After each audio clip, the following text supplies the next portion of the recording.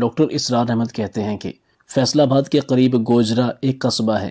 وہاں پر ایک مسافر آیا، لوگوں نے اسے کھانا دیا تو کہنے لگا آپ کا کھانا حرام ہے۔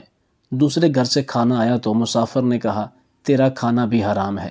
تیسرے گھر سے کھانا آیا تو مسافر نے کہا تیرا کھانا بھی حرام ہے۔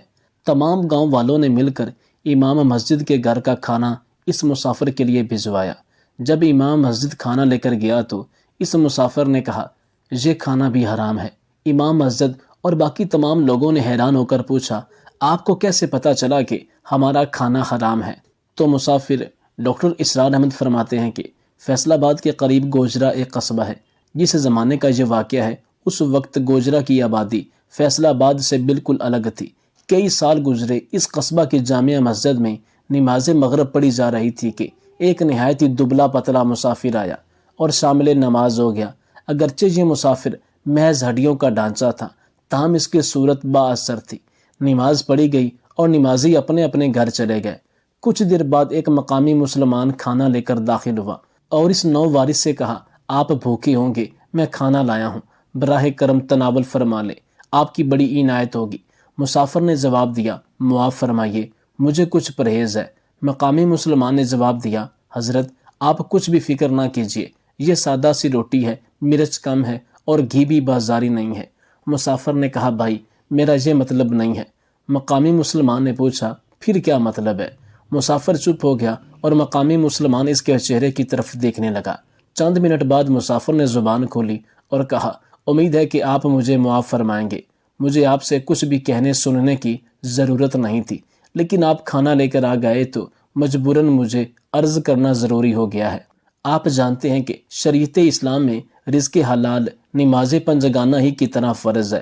ایک روایت میں ہے کہ اگر کسی مسلمان کا لقمہ حلال نہ ہو تو اللہ تعالیٰ کی بارگاہ میں اس کے نہ فرض قبول ہوتے ہیں اور نہ نفل، چونکہ اس انگریزی راج میں حلال و حرام کی تمیز اٹھ چکی ہے۔ اس لیے میں جب تک پوری طرح جان پہچان نہیں کر لیتا میں کسی بھائی کا کچھ نہیں کھاتا ہوں۔ مقامی مسلمان نے کہنا شروع کیا حضرت آپ نے یہ کیا فرما دیا؟ معاذ اللہ، میں حرام خور نہیں ہوں، یہ چوری کا مال نہیں ہے جو آپ کی خدمت میں پیش کیا گیا ہے۔ میں یہاں منڈی میں آڑتی ہوں اور بیپار کر کے اپنی روزی کماتا ہوں، آپ اس کا وہم نہ کیجیے۔ مسافر نے پوچھا تو پھر آپ کی تجارت کے کسی مرحلے میں سود کا لینا دینا نہیں ہوتا؟ مقامی مسلمان نے جواب دیا میں یہ تو نہیں کہہ سکتا، کئی مواقع پر ہم کو منڈی سے قرض لینا پڑتا ہے اور مقررہ شرح پر سود دینا پڑتا ہے، اسی طرح مال کے ہیر پھیر میں دوسرے سے بھی ہم سود وصول کر لیتے ہیں۔ مسافر نے کہا تو بہت اچھا، میں معافی چاہتا ہوں کہ آپ کو تکلیف ہوئی۔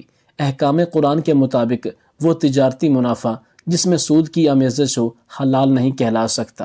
ممکن ہے کہ آپ تجارتی رسوم یا حکومتی اصرار کے ماتحت مجبور ہوں، لیکن میں مجبور نہیں ہوں۔ بے شک آپ کو تکلیف ہوئی اور آپ کی دل شکنی بھی ہو گئی، مگر آپ کے اسلامی اخلاق سے امید کرتا ہوں کہ آپ اس کے لیے مجھے معاف فرما دیں گے۔ اس کے بعد مسافر نے مقامی مسلمان سے رخ پھیر لیا اور قبلے کی طرف منہ کر لیا اور یاد خدا میں مشغول ہو گیا۔ مقامی مسلمان اس آخری جواب سے سخت مضطرب اور پریشان ہوا اور اس نے نہایت ندامت سے برتن اٹھائے اور سر جھکا کر واپس چلا آیا اور برتن گھر پہنچا کر ہمسایہ کے یہاں پہنچا اور اس سے کہا کہ مسجد میں ایک بزرگ مسافر آئے ہیں، آپ اپنے یہاں سے کھانا لے کر جائیں اور کھلا آئیں۔ یہ ہمسایہ مقامی اسپتال میں ڈاکٹری کا کام کرتا تھا۔ ڈاکٹر صاحب نے کھانا اٹھایا اور مسجد میں جا پہنچے۔ مسافر نے نہایت نرمی اور خوش خوئی کے ساتھ ڈاکٹر صاحب سے تعارف اور جان پہچان کی فرمائش کی۔ ڈاکٹر صاحب ذرا باتونی بزرگ تھے، انہوں نے کہانی سنانا شروع کی اور فرمایا حضرت مجھ پر اللہ تعالیٰ کا بڑا فضل ہے، میری 100 روپیہ تنخواہ ہے، 2-4 روپے ہر روز اوپر سے بھی آ جاتے ہیں۔ بڑا لڑکا کچہری میں ملازم ہے، وہ 75 روپے تنخواہ پاتا ہے اور 2-4 روپے روزانہ وہ بھی لے آتا ہے۔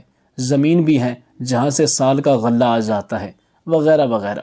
ڈاکٹر صاحب کی کہانی ختم ہوئی تو مسافر نے انہیں نہایت ہی محبت اور میٹھے انداز سے سمجھایا کہ اسلام مقدس سے رشوت ستانی کس قدر بڑا جرم ہے، اور آخر میں اپنی معذوری ظاہر کر کے کھانا کھانے سے انکار کر دیا۔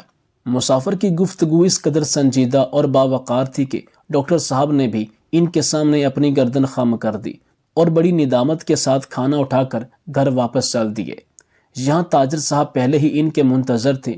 دونوں نہایت ہی درد و ندامت کے ساتھ ایک دوسرے کو اپنی کہانی سنا رہے تھے کہ چند اور نیک دل مسلمان وہاں جمع ہو گئے۔ انہوں نے بھی یہ کہانیاں سنی اور آنن فانن یہ بات محلے میں عام ہو گئی۔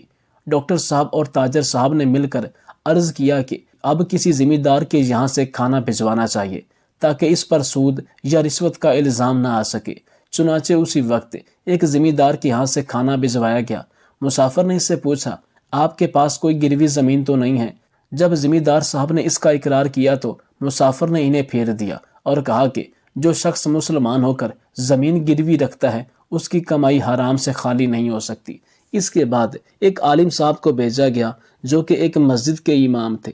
ان میں یہ نقص پایا گیا کہ انہوں نے اپنی بہنوں کو حکم شریعت کے مطابق جائیداد میں حصہ نہیں دیا تھا، اس لیے مسافر نے ان کا کھانا بھی رد کر دیا اور فرمایا کہ آپ بہنوں کے غاصب ہیں، اور کہا آپ کے ہر لقمے میں آدھے سے کم حرام شامل نہیں ہے۔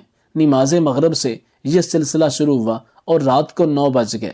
متعدد مسلمان کھانا لے کر گئے مگر مسجد سے شرمندہ ہو کر واپس آئے۔ مسافر طیبہ کی کسوٹی لیے مسجد میں بیٹھا تھا اور ہر ایک مسلمان کو جو کھانا لے کر جاتا تھا اسی قرآنی کسوٹی پر پرکھتا اور شرمندہ کر کے باہر نکال دیتا تھا۔ تمام آبادی میں شور برپا ہو گیا، جا بجا یہی چرچا تھا۔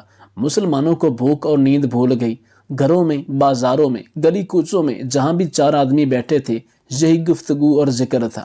جب کسی جگہ ایک مسلمان دوسرے کو کہتا تھا کہ تم کھانا لے جاؤ تو اسی وقت کانوں پر ہاتھ رکھ دیتا تھا، کیونکہ ہر شخص اپنی اصلیت جانتا تھا۔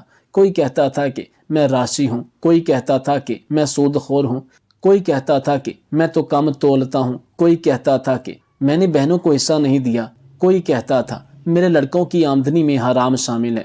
مختصر یہ کہ دلوں کے عیوب آج زبانوں پر آ گئے تھے اور ان کا برملا اعلان ہو رہا تھا۔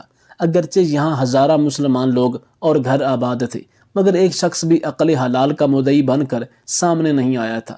ایک شخص بھی ایسا نہیں تھا جس سے مکمل طور پر یقین ہو کہ میرا ہر لقمہ، میرے اناج کا ایک ایک دانہ حلال کا ہے۔ بزرگان قصبہ کی گردنیں خم تھیں۔ با احساس مسلمان زمین میں غرق ہوئے جاتے تھے کہ آج ہزارہ مسلمانوں میں ایک شخص بھی نہیں ملتا جو ایک ایسے مہمان کو جو عقل حلال کا طالب تھا ایک ہی وقت کا کھانا کھلا سکے۔ رات کے 10 بج گئے مگر کسی گھر سے کھانا نہ گیا۔ اب سوال یہ درپیش تھا کہ کیا یہ مسافر گوجرا سے بھوکا چلا جائے گا؟ کیا رسول اللہ صلی اللہ علیہ وآلہ وسلم کی امتی حرام کھانے پر مصر رہیں گے؟ جو وقت گزرتا جاتا تھا دلوں کا اضطراب بڑھتا جاتا تھا، یہاں تک کہ رات کے 11 بج گئے۔ آخر لوگوں کے اندر امید کی کرن جلوہ گر ہوئی۔ ایک شخص نے کہا میں ابھی بہنوں کا حصہ دیتا ہوں، اور اس نے دینے کا پختہ ارادہ کر لیا۔ دوسرے نے کہا میں گروی زمین چھوڑتا ہوں، اور اس نے چھوڑ دی۔ ساتھ میں یہ بھی برملا اظہار کیا کہ کیا فائدہ ایسے رزق کا، ایسی جائیداد کا جس سے میں صرف روٹی بھی حلال کی نہ کھا سکوں۔ تیسرے شخص نے کہا میں آج کے بعد کبھی سود نہ لوں گا، اور اس نے سود کا کاروبار ترک کر دیا۔ مختصر یہ کہ آن کی آن میں گوجرا کے بے شمار مسلمانوں پر توبہ استغفار کے دروازے کھل گئے۔ کسی نے رشوت چھوڑ دی، کسی نے جھوٹی گواہی کا پیشہ چھوڑ دیا، کسی نے راگ رنگ سے توبہ کر لی تو کسی نے یتیموں کا غصب شدہ مال واپس کرنا طے کر لیا۔ اس کے بعد تابعین کی جماعت کھانا لے کر مسافر کے پاس آئی اور اسے بتایا گیا کہ گوجرا کے بے شمار مسلمان اب اللہ کی بارگاہ میں جھک گئے ہیں۔ انہوں نے اپنی غلطیوں کو محسوس کر لیا اور اب عملی اصلاح توبہ کے بعد آپ کے پاس آئے ہیں اور یہ کھانا پیش کرتے ہیں۔ مسافر نے جب یہ واردات سنی تو سجدے میں گر گیا۔ اس کے بعد دسترخوان بچھایا گیا جس میں سے مسافر نے چند لقمے کھائے اور اس کے بعد لوگوں کو رخصت کر دیا۔ صبح کے وقت گوجرا کے بے شمار مسلمان جوق در جوق مسجد میں آئے تاکہ باخدا انسان کی زیارت کریں جس کے زہد برپا نے اپنے صرف ایک عام سے عمل سے گوجرا کے آدھے مسلمانوں کو صحیح معنوں میں سچا مسلمان بنا دیا تھا۔ مگر وہ حیرت زدہ رہ گئے جب انہیں بتایا گیا کہ مسافر تہجد کے بعد مسجد سے نکلا تھا اور واپس نہیں آیا۔ یہ واقعہ ہے جس سے معلوم ہو سکتا ہے کہ اہل اللہ کس طرح خلق خدا کی اصلاح کیا کرتے ہیں۔ اس مسافر نے کوئی واعظ نہیں کیا، کوئی کتاب نہیں چھاپی، کوئی درس و تدریس کا نصاب نہیں بنایا۔ وہ مغرب سے تہجد تک صرف چند گھنٹے گوجرا کی جامع مسجد میں ٹھہرا، مگر جب وہاں سے گیا تو مسلمانوں کی اصلاح ہو چکی تھی۔ بے شمار یتیموں کو اپنا حق مل چکا تھا، بے شمار لڑکیوں کو اپنا شرعی حصہ مل چکا تھا، بہت سے رشوت خور رشوت ستانے سے باز آ چکے تھے، بہت سے جواری جوا چھوڑ چکے تھے۔ یہ سب کے سب لوگ تقریباً وہ تھے جن پر صدہن مرتبہ قرآن پڑھا گیا، بیسیوں مرتبہ واز سنائے گئے، اور جن سے متعدد مرتبہ پنچایتوں نے جمع ہو کر اہل حق کے لیے حق کے مطالبے کیے، مگر وہ ظلم و ستم سے باز نہ آیا۔ لیکن اب وہ ایک ہی رات میں اس طرح از خود گناہوں سے تائب ہو گئے کہ گویا انہوں نے کبھی گناہ نہیں کیا تھا۔ پھر لطف یہ کہ یہ سارا کام نماز مغرب سے شروع ہوا اور اسی رات 11 بجے ختم ہو گیا۔ ایسے ہی عمل اور باخدا انسان ہیں جن کی نگاہوں سے قوموں اور ملکوں کی تقدیریں بدل جاتی ہیں۔ شرط یہ ہے کہ مرد قلندر کو خود اپنی ذات میں مومن اور سچا مسلمان ہونا چاہیے، تو پھر اس کا کیا گیا ہر ایک عمل دوسرے مسلمان کے دل میں گھر پیدا کرنے کے لیے کافی ہے۔ اس بزرگ نے فیصل آباد کے گوجرا قصبہ میں بسنے والے تمام لوگوں کی غیرت کو اور ان کو آئینہ دکھا دیا تھا کہ تم لوگ نہ خود رزق حلال کھا رہے ہو اور نہ کسی کو کھلا سکتے ہو، تو تمہاری جائیداد، بڑے بڑے گھروں، ذمہ داروں کا کیا فائدہ؟ تم لوگ نہ صرف اپنی دنیا خراب کر رہے ہو بلکہ آخرت میں بھی تم لوگوں کا کوئی حصہ نہیں ہوگا۔ بس اتنی سی بات سے ہر شخص کے اندر اس دیندار شخص نے چراغ حقیقی جلا دیا۔ آئیے اپنے اندر اخلاق اور صداقت پیدا کریں۔ آج وقت ہے اپنی اصلاح کیجیے، اپنے گریبانوں میں نظر دوڑائیں کہ ہم نے کسی کا حق کھایا یا ہم نے کون سا ظلم کیا ہے۔